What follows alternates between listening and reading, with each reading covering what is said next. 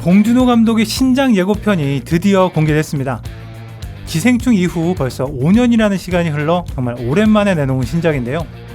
내년 1월 개봉이 예정되어 있는 이 영화의 제목은 미키 17. 봉준호 영화사상 역대 최고 제작비인 1억 5천만 불이 투입된 헐리우드 상업영화 기준으로도 상당한 규모의 SF 대작인데요.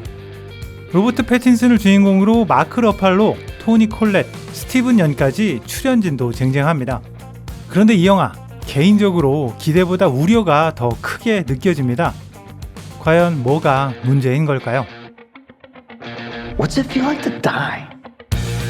미키 세븐틴은 소설을 원작으로 하고 있습니다.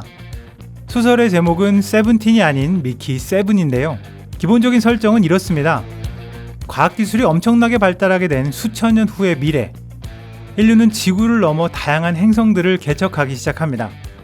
그 중에서 얼음으로 뒤덮인 극한의 환경을 가진 니플하임 행성을 개척하기 위해서 이곳의 환경을 직접 경험하고 데이터로 수집하는 일명 익스펜더블이 투입됩니다.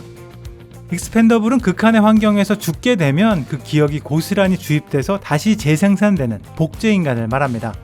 이 익스펜더블의 자원한 주인공 미키 반스가 계속해서 죽음을 되풀이하면서 극한의 환경에서 벌어지는 기상천외한 일들을 다룬 소설이 바로 미키 세븐입니다.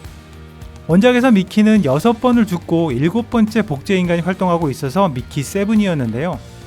봉준호 감독의 영화가 미키 세븐틴인 이유는 아마도 미키의 죽음을 좀 더 다양하고 흥미롭게 묘사하기 위해서 죽음의 횟수를 훨씬 늘린 게 아닌가 싶습니다. 이 숫자로 매겨진 죽음의 횟수에서 알 수 있듯이 원작의 핵심은 복제인간의 정체성, 인간성에 대한 이야기입니다. He's alive. It's fine. 만약 자신의 외모, 성격, 취향, 심지어 기억까지 고스란히 복제해서 완전히 똑같은 사람을 만들어낼 수 있다면 그 복제인간이 나인가 아니면 다른 사람인가 하는 복제인간의 근본적인 딜레마에 대한 질문이죠. 만약 그 복제인간이 나라면 둘 중 누가 진짜일까? 그 복제인간도 영혼을 가졌을까? 좀 더 근본적으로는 그 복제인간도 인간으로서의 생명의 존엄성을 가지는가 아니면 함부로 죽여도 되는가? 이런 질문들까지 내포하고 있습니다. 원작 소설의 작가 에드워드 애슈턴은 스타트rek의 순간이동에서 이 소설에 영감을 받았다고 합니다. 스타트rek의 순간이동 장치는 엄밀히 따지면 사람을 순간이동시키는 게 아니라 사람의 모든 구성 요소를 분자 단위로 스캔한 다음 원하는 장소에서 다시 재건하는 장치입니다. 즉 복제된 인간을 새로 만들고 원래의 인간을 분해시키는, 어찌 보면 살인기계라고 볼 수도 있는 거죠. 이와 거의 똑같은 컨셉이 크리스토퍼 놀란의 영화 프레스티지에서 등장하기도 했었습니다.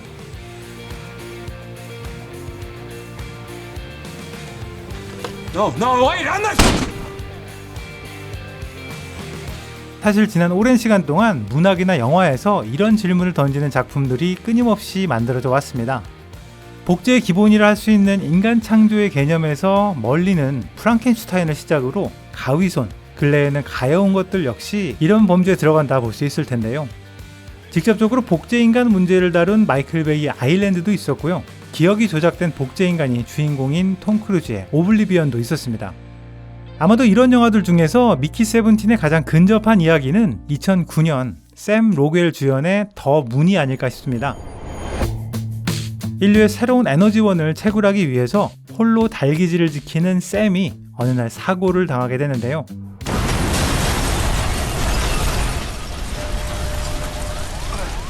이 과정에서 자신이 복제인간이라는 걸 알게 되면서 펼쳐지는 이야기를 다루고 있습니다. 사고로 죽었어야 하는 이전 복제인간을 우연히 살려내면서 I'm not a clone. 두 복제인간이 대립하다가 결국엔 서로를 이해하고 협력하게 된다는 이야기인데요. 미키 세븐틴의 기본적인 설정이 이 영화와 상당히 유사하게 보입니다. 16번까지 순조롭게 죽어서 폐기 처분됐던 미키가 17번째 사고를 당하지만 실수로 죽지 않고 살아남게 됩니다.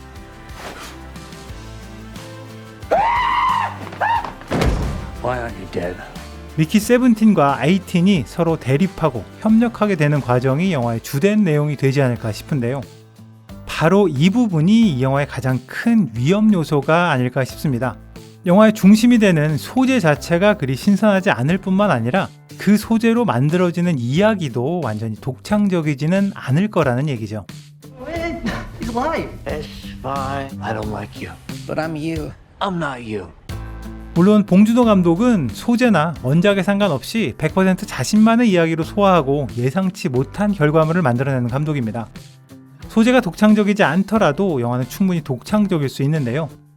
그럼에도 불구하고 이 영화의 우려가 더 큰 이유는 바로 이 영화의 제작비 탓도 있습니다. 미키 세븐틴의 제작비는 1억 5천만 불, 우리 돈으로 2천억 원에 달합니다. 봉준호 감독의 첫 블록버스터를 할 수 있는 괴물이 110억 원. 헐리우드 진출작이었던 설국열차도 500억 원 정도의 다소 적은 제작비였는데요. 이번에는 이런 영화들과는 비교할 수도 없는 엄청난 비용이 투입되었습니다. 물론 SF 장르의 특성상 현실에는 없는 새로운 세계관을 표현하는데 많은 돈이 투입되는 것은 당연합니다. 하지만 이 정도 금액을 투입한다는 건 단순히 그냥 좋은 작품만이 아니라 영화사 입장에서 돈이 되는, 즉 상업영화로서의 기능도 충분히 고려해야 한다는 거죠. 이런 부분을 봉준호 감독의 최고 장기라고 볼 수는 없을 것 같습니다. 2013년 설국열차는 제작비의 2배 정도를 벌어들이면서 성공작이라기보다는 망하지 않은 수준이었고요. 5천만 불이 투입된 옥자는 넷플릭스 오리지널로 공개되면서 박스오피스 집계 자체가 되지 않았었습니다. 다시 말하면 봉 감독에게 막대한 제작비가 투입된 본격적인 블록버스터 상업영화, 그것도 SF 장르는 사실 처음이라는 거죠. 훌륭한 영화가 흥행에서도 성공하는 경우는 많이 있지만 항상 그런 것은 아닙니다. 왠지 전형적인 상업영화와는 조금 결이 다른 봉준호 감독의 색깔이 블록버스터 상업영화로서 전세계 관객들에게 얼마나 통할지는 조금 더 지켜봐야 할 것 같습니다. 지금까지 빨간 도깨비였습니다.